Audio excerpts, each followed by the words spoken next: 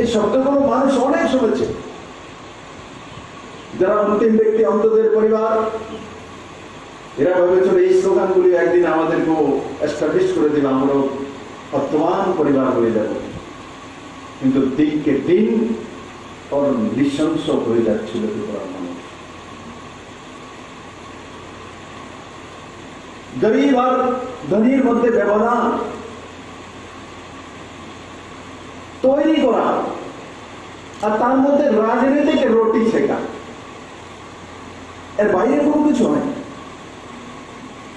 এই হওয়া নরেন্দ্র মোদীর নেতৃত্বে সরকার আসার পর টেকনোলজিতে এখানে তৈরি হয়েছে, তার আগে তৈরি হয়নি, তার আগেও তো হতে পারে। কারণ তার আগে সোচ ছিল না, মানসিকতা ছিল না, সে জুনুন ছিল না, সে নিয়ম ছিল না, সে বিশ্বাস ছিল না। আজকে সে বিশ্বাস আর নিয়ম और नीति, ये 3 एनए सरकार काज करे, ट्रिपल एनए सरकार काज करे। কিন্তু আগে ডিফারেন্সেস তৈরি করা হতো রাজনীতি করার জন্য। আমি মাঝে মাঝে ভাবি এই ত্রিপুরাটা যদি আমার কাছে আরো 10 বছর আগে চলে আসতো, আজ ত্রিপুরা ভারতবর্ষের মধ্যে সবচেয়ে সর্বশক্তিমান রাজ্যে পরিণত করে পারতাম। কিন্তু দেরি তো হলো, নরেন্দ্র ভাই মোদীর কাছে ত্রিপুরা চলে এসছে, ডাকতে পারেনি। মোদী হয়তো মুমকিন, হ্যাঁ, এটা স্লোগান নয়, এটা বিশ্বাস। আর যারা এখানে লম্বা সময় রাজ করেছিল, ধনী গরিবের মধ্যে বিভেদ করত, শ্রমিক মালিকের মধ্যে বিভেদ করত, তারা কি দিয়েছে? শ্রমিককে, কিষানদেরকে কি দিয়েছে? এই হোমে যারা বুজুর্গ রয়েছেন 47 জন, কি পেয়েছে? যারা হয়তো এখানে 7 বছর 8 বছর যেমন থাকেন, তারা আজকে অনুভব করতে পারেন, যখন এই রুমগুলোর মধ্যে থাকবে, সে অনুভব করবে আগেও ঘর ছিল, এখনো ঘর তৈরি করেছে। দুটার মধ্যে তফাৎ। এই ড্রপ গেটের কারণে ত্রিপুরা ডেভেলপমেন্ট হচ্ছিল। তাই বন্ধুরা, এরপরে আমি জানতে চাইবো এখানে এই হোমে থাকে কে কে আছে? একবার হাত তুলুন তো দেখি। এই হোমে থাকে কেউ আছে এখানে? হোমে থাকেন, হাত তুলুন তো দেখি।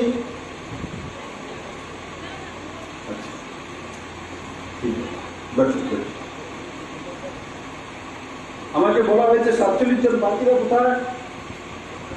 রুমে আছে কি?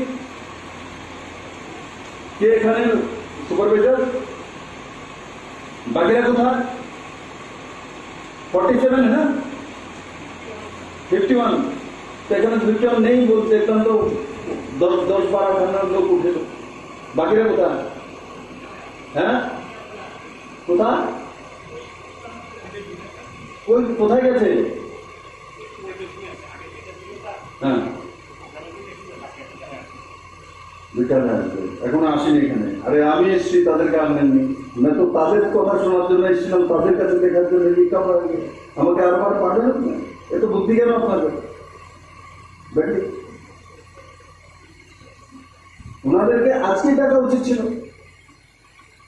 তাদের ছেলে, তাদের মুখ্যমন্ত্রী কি বলে, তাদের তো জানা উচিত ছিল। তাদের কি কি পাবে, কি কি হতে যাবে, তখন তাদের মধ্যে মানসিকতা জন্মে যে না, আমরা অভিনীত না, আমরা মোদীর লোক, আমরা মুখ্যমন্ত্রী আমাদের ছেলে। সে মানসিকতা যখন থাকবে তো পজিটিভিটি থাকবে। একবার ভেবে দেখুন, আপনাকে একেরা কোথাও পাঠিয়ে দেয়, কারোর সঙ্গে পরিবার, ছেলে নেই, মেয়ে নেই, তখন কেমন লাগবে? ওনারা একা এখানে, ওনারা তো ছেলে আছে, মেয়ে আছে, পরিবার আছে, সব ছেলে এখানে থাকে। আর যখন মুখ্যমন্ত্রীকে একবার দেখবে, বন্য প্রাণী বিচরণ করতে দেখেছেন, কিন্তু আজকের 18 সালের নওজওয়ান ছেলে, সে শুনেছে, সে দেখেনি। তার জন্য যা দেখেছে, তার কাছে অনুভব আছে। আর যে অনুভবী, তার কাছ থেকে শিক্ষা নিতে হয়, তার কথা শুনতে হয়। আর তার সঙ্গে নিউ জেনারেশন, নিউ সোচ, new education, new policy adopt করলে নরেন্দ্র ভাই মোদীর মতো প্রধানমন্ত্রী।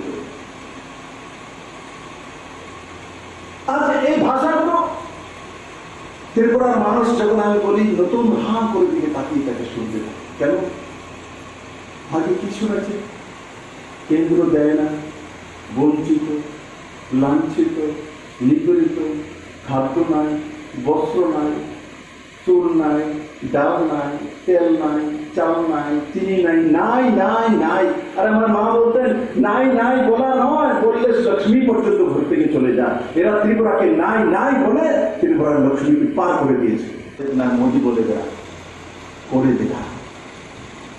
আরে এই রাজ্যে তো অন্তিম ব্যক্তি অন্তরের পরিবার, সেই পরিবারের কোন ব্যক্তির মৃত্যু হলে তার অন্তিম সংস্কারের জন্য 2000 টাকা এই সরকার তার বাড়িতে পৌঁছে দেয়। অন্তিম সংস্কারের জন্য, মানে মৃত্যুর পর সরকার তার বাড়িতে দাঁড়িয়ে।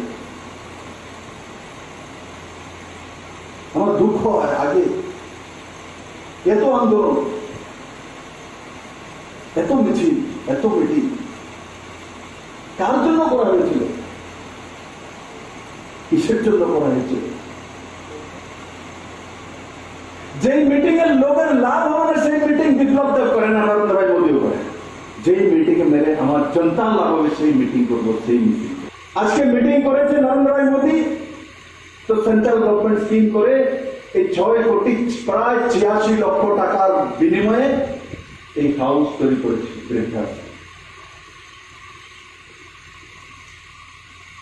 ত্রিপুরা রাজ্যে তো মানুষের কাছে এই ধরনের বাড়ি নেই, ধনবান ব্যক্তিদের কাছে। আগে বৃদ্ধাশ্রম শুনলেই ও এদের কেউ নাই, এই কারণে তিনি বৃদ্ধাশ্রম থাকে। মানে সেকেন্ড ক্যাটাগরি সিটিজেন। আপনারা সেকেন্ড ক্যাটাগরি সিটিজেন নয়, আপনারা এক্সপিরিয়েন্সড সিটিজেন। অল আর এক্সপিরিয়েন্সড। জীবন চলা আর বড় হওয়া সেটা মানুষকে এই তজুরবা নিয়ে আসে। যখন মানুষ চলা শুরু করে জীবনে, তার অন্তিম পা দিনের দিকে যায়, তো অনেক কিছু ফেস করে জীবনে তার কাছে লম্বা অনুভব হয়। আজকে 18 সালের কোন ছেলে যদি বলে আমি ওনার চেয়ে বেশি জানি, জানতে পারে, পুঁথিগত বিদ্যা, কম্পিউটার জানতে পারে, কিন্তু প্র্যাকটিক্যাল জ্ঞান ওই 70 বছর 80 বছর বুজুর্গ কাছে বেশি না। কারণ এই 70 বছর 80 বছরের যে বুজুর্গ জন আছেন,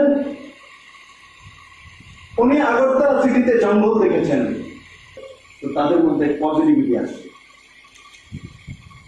ये ठीक नहीं किया आप लोगों ने, सबको बुलाना चाहिए था। और आज के स्पेशल डे तो ताদের জন্য সুন্দর খাবারের ব্যবস্থা, আমি জানি না কি করেছে।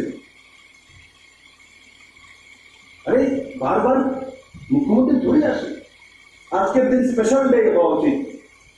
যেমন 26শে জানুয়ারি সমস্ত সেনাবাহিনী, সেনারা, পুলিশের থেকে নিয়ে সবাই একদম সুন্দর সাজগোজ করে আগে থেকে মহল তৈরি করে দেয়। 26শে জানুয়ারির দিন ভালো ড্রেস করবো, ভালো ইয়ে করবো, তারপর প্যারেড করবো, তারপর আমাদেরকে ভালো খাওয়া দেবে, তারপর আমাদের পুরো দিন এক আনন্দের মহল থাকে।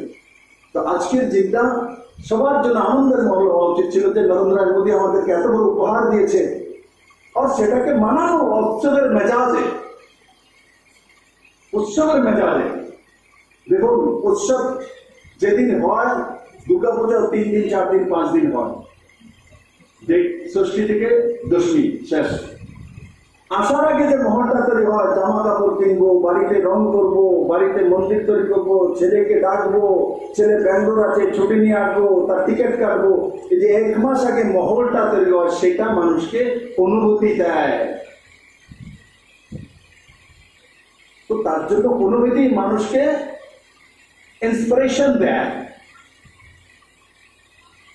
তার জন্য তাদের কাছ থেকে তাদের এই সুযোগ কারা উচিত হয়নি, এবং তাদেরকে সবাইকে এখানে রাখা উচিত ছিল। আমি তাদেরকে দেখার জন্য এসেছি।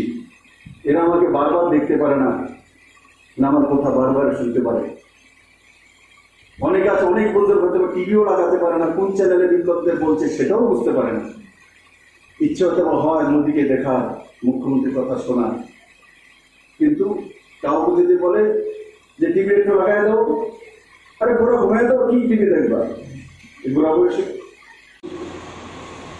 আগে দ্বিতীয় শ্রেণীর নাগরিক হিসেবে দেখো, ছোট রাজ্য, ছোট মানসিকতা, ছোট ভৌগোলিক পরিবেশ, কিন্তু নরেন্দ্র ভাই মোদী বলেছে এই রাজ্যগুলোকে ঈশান কোণের রাজ্য। সূর্যদেবকে পজিটিভিটিকে প্রথম যদি ভারতবর্ষে কেউ দেখে তো ত্রিপুরার মানুষ দেখে, মণিপুরের মানুষ দেখে, গুজরাটের মানুষ 2 ঘন্টা পরে দেখে। 2 ঘন্টা পরে সূর্য উদয় ওঠার পরেও নরেন্দ্র ভাই মোদীর জমিন, উনি মুখ্যমন্ত্রী থাকাকালীন সর্বশ্রেষ্ঠ রাজ্য বানিয়ে দিয়েছেন গুজরাটকে। আর আমরা 2 ঘন্টা আগে উঠি, সূর্যোদয় আমাদেরকে 2 ঘন্টা আগে দর্শন দেয়, কিন্তু এই কমিউনিস্টের কারণে ত্রিপুরাকে বিনাশ করে দিয়েছিল। তাদের পশ্চাৎমুখী যে মানসিকতা মানুষকে পিছিয়ে রাখে। আজ নরেন্দ্র ভাই মোদী বলে নর্থ ইস্টের রাজ্যগুলো ঈশান কোণে, আমরা যেমন দেবী দেবতাকে ঘরে বসাই মন্দিরে, তো ঈশান কোণে বসাই, কারণ ঈশান কোণ লক্ষ্মী, সেখানে সত্যি ত্রিপুরা ঈশান কোণে বসে থাকা রাজ্য কিভাবে কমজোর রাজ্য হতে পারে? কমজোর মুখ্যমন্ত্রী ছিল, কমজোর ব্যবস্থা এরা তৈরি করেছিল। আজ কমজোর মুখ্যমন্ত্রীও নয় আর কমজোর প্রধানমন্ত্রীও নয়। তার জন্য যতটা শক্তি গুজরাটের কাছে আছে, যতটা শক্তি উত্তরপ্রদেশের কাছে আছে, ততটা শক্তি নরেন্দ্র ভাই মোদী ত্রিপুরাকেও দিয়েছেন, নর্থ ইস্টের ছোট ছোট রাজ্যগুলিকে দিয়েছেন।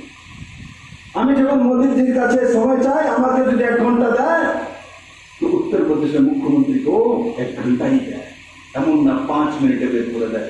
আজ পর্যন্ত হয়নি। আমি তো মোদীজির সঙ্গে 1.5 ঘন্টা পর্যন্ত সাক্ষাৎ করেছি।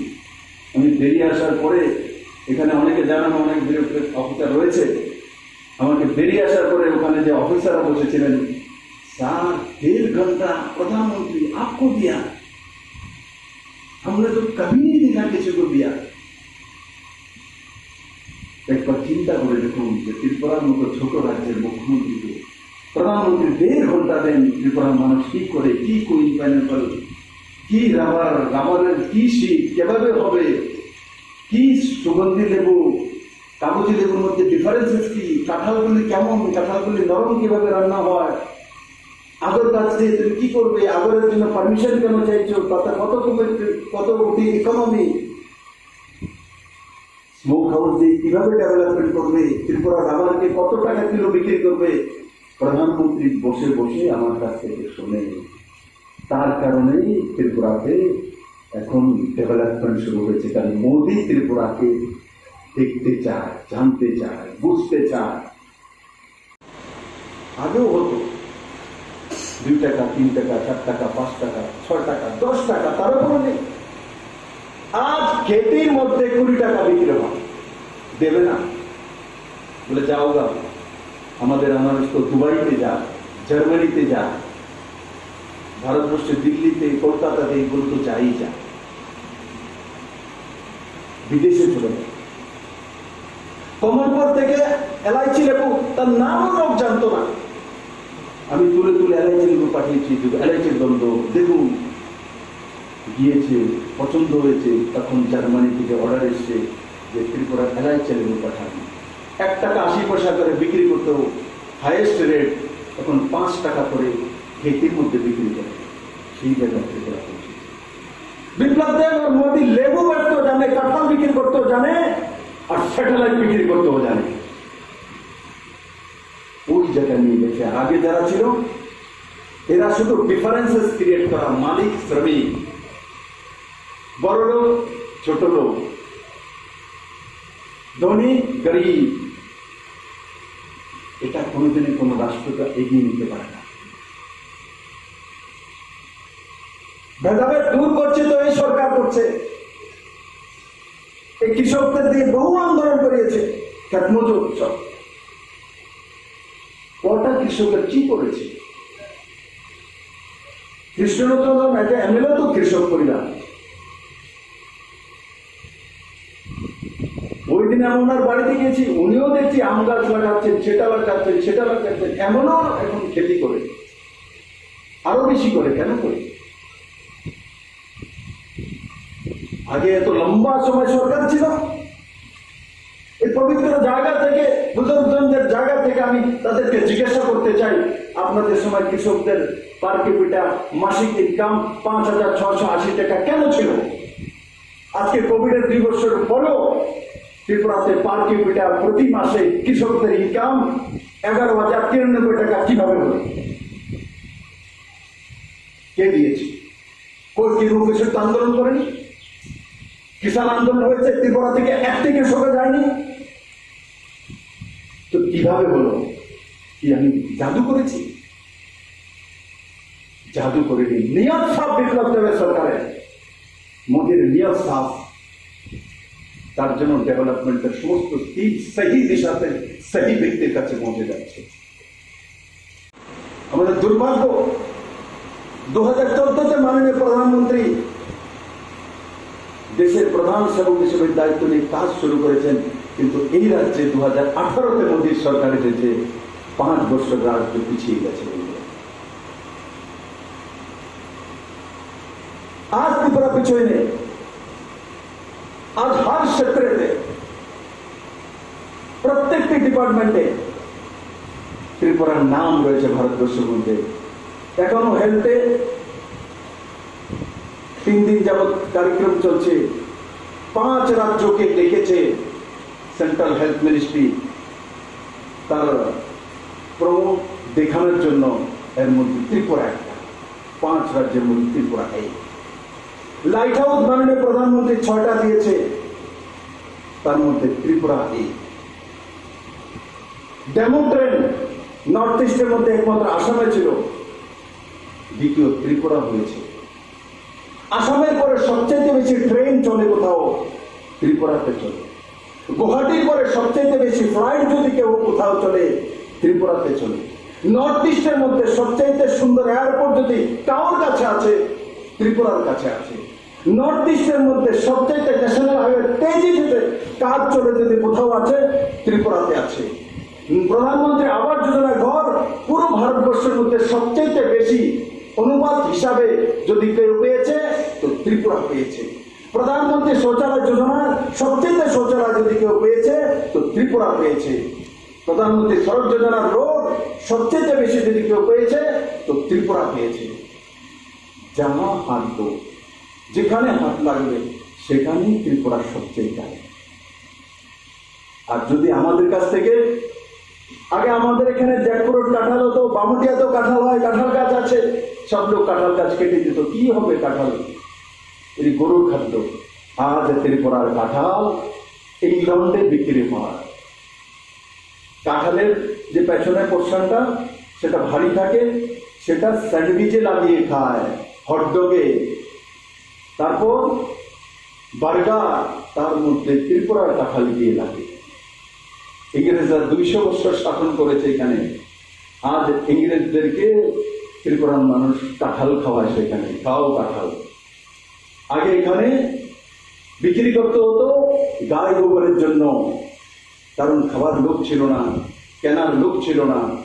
আর গাছের মধ্যে কাঁঠাল থাকে, আগে এসে অগ্রিম বুক করে যে কাঁঠালগুলো আমাকে দিয়ে দেবেন, অ্যাডভান্স আপনাকে 10,000 টাকা দিয়ে দিলাম, ত্রিপুরা সেই জায়গা পৌঁছে। তার জন্য আমি যেটা বললাম, যারা এখানে বুজুর্গ আছেন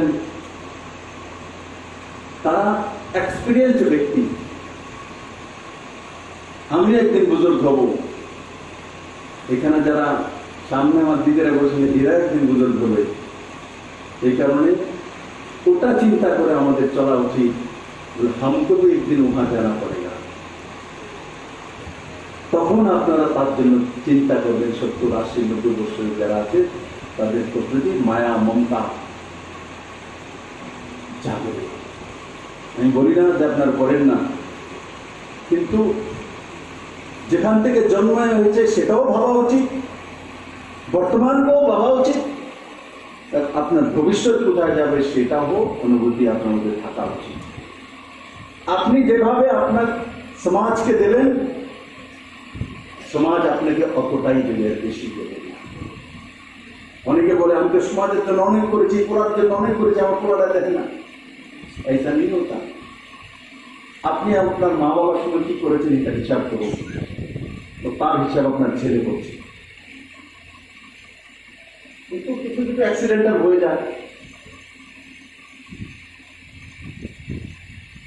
অনেকের খুব কম বয়সে মা বাবা চলে যায়, একা হয়ে যায়, অনেকের হয়তো ছেলে মেয়ে কেউই নেই, সব কোনো না কোনো কারণে পড়াশোনা করার জন্য এস্টাবলিশ করার জন্য বাইরে চলে গেছে, একা বেরিয়ে চলে, মা বাবা চলে আসে এখানে। চলো, সবার সঙ্গে থাকলে মনটা তো ভালো থাকে। তাই আজকের দিনে আপনাদের মাঝখানে এসে আমার কাছে ভালো লাগলো। আর এই ঘরটা দেখে যেটাতে আপনারা থাকবেন সেটা নিউ টেকনোলজি ভূকম্প রোধক, ত্রিপুরাতে প্রথমবারের মতো এটা হয়েছে, ও সেটাতে আপনারা থাকবেন। এটা মাননীয় প্রধানমন্ত্রী আর আমার দুইজনের ভাগ্য ভালো যে বুজুর্গ লোকেরা এই মন্দিরে থাকবে। সবাই ভালো থাকবেন, সুস্থ থাকবেন। জয় হিন্দ, ভারত মাতা কি জয়।